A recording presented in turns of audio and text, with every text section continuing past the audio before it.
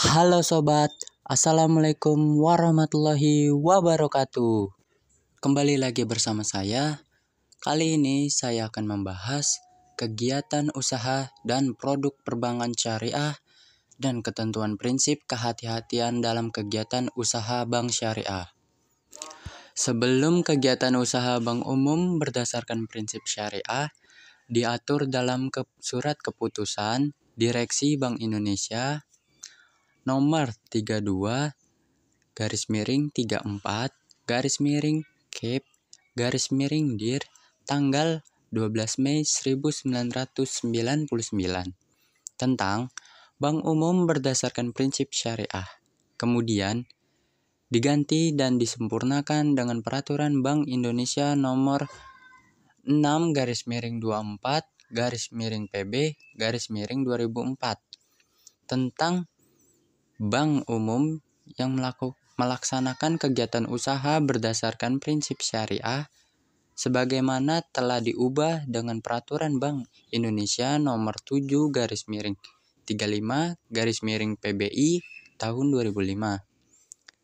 Ketentuan dalam pasal 36 Peraturan Bank Indonesia nomor 6/24/PBI tahun 2004 sebagaimana telah diubah dengan Peraturan Bank Indonesia nomor 7/35/PBI tahun 2005 menetapkan bahwa Bank Umum Syariah wajib menerapkan prinsip syariah dan prinsip kehati-hatian dalam melakukan kegiatan usahanya.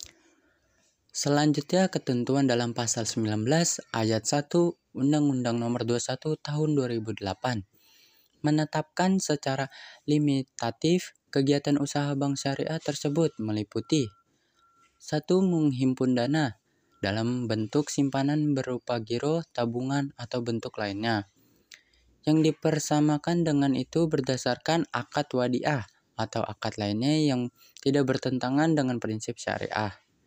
Yang kedua B. Menghimpun dana dalam bentuk investasi berupa deposito, tabungan, atau bentuk lainnya yang dipersamakan dengan itu berdasarkan akad mudharabah atau akad lainnya yang tidak bertentangan dengan prinsip syariah. Yang ketiga, menyalurkan pembiayaan bagi hasil berdasarkan akad mudharabah, akad musyarakah, atau akad lainnya yang tidak bertentangan dengan prinsip syariah. Yang keempat, menyalurkan pembiayaan berdasarkan akad mudharabah, akad salam, dan akad istisna, atau akad lainnya yang tidak bertentangan dengan prinsip syariah. Yang kelima, menyalurkan pembiayaan berdasarkan akad qard atau akad lainnya yang tidak bertentangan dengan prinsip syariah. Yang keenam, menyalurkan pembiayaan penyewaan barang bergerak atau tidak bergerak kepada nasabah berdasarkan akad ijarah dan atau sewa beli dalam bentuk ijarah, mutahiyah, bitamalik, atau akad lainnya yang tidak bertentangan dengan prinsip syariah. Yang ketujuh, melakukan pengambilalihan utang berdasarkan akad hawalah atau akad lainnya yang tidak bertentangan dengan prinsip syariah. Kedelapan, melakukan usaha kartu debit atau kartu pembiayaan berdasarkan prinsip syariah. Kesembilan, membeli, menjual, atau menjamin atas resiko sendiri surat berharga pihak ketiga yang diterbitkan atas dasar transaksi nyata berdasarkan prinsip syariah, antara lain seperti akad ijarah, musyarakah, mudharabah,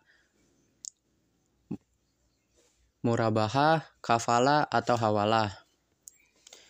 Yang ke-10, membeli surat berharga berdasarkan prinsip syariah yang diterbitkan oleh pemerintah atau Bank Indonesia.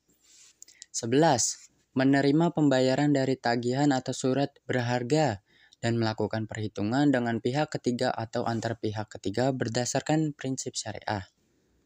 Ke-12, melakukan penitipan untuk kepentingan pihak lain berdasarkan suatu akad yang berdasarkan prinsip syariah.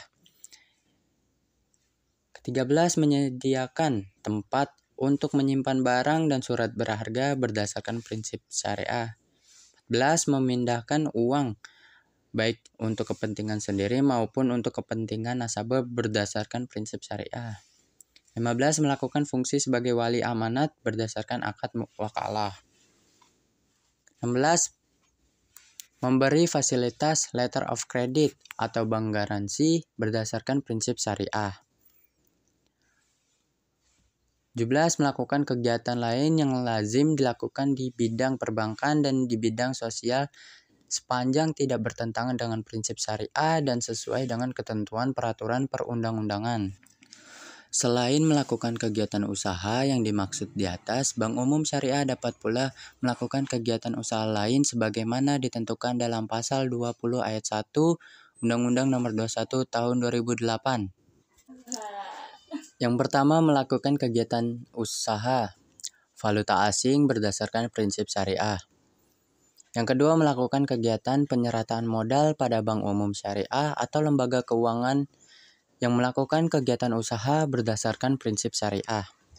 Yang ketiga, melakukan kegiatan penyerataan modal sementara untuk mengatasi akibat kegagalan pembiayaan berdasarkan prinsip syariah dengan syarat harus menarik kembali penyerataan.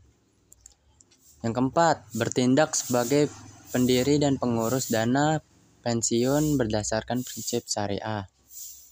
Yang kelima, melakukan kegiatan dalam pasar modal sepanjang tidak bertentangan dengan prinsip syariah dan ketentuan peraturan perundang-undangan di bidang pasar modal. Yang keenam, menyelenggarakan kegiatan atau produk bank yang berdasarkan prinsip syariah dengan menggunakan sarana elektronik. Yang ketujuh, menerbitkan, menawarkan, dan memperdagangkan surat berharga jangka pendek berdasarkan prinsip syariah baik secara langsung maupun tidak langsung melalui pasar uang.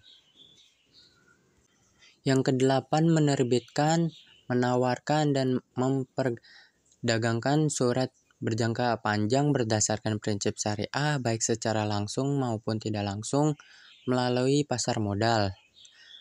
Dan yang kesembilan, menyediakan produk atau melakukan kegiatan usaha Bank Umum Syariah. Mungkin itu saja yang bisa saya sampaikan. Sekian, terima kasih.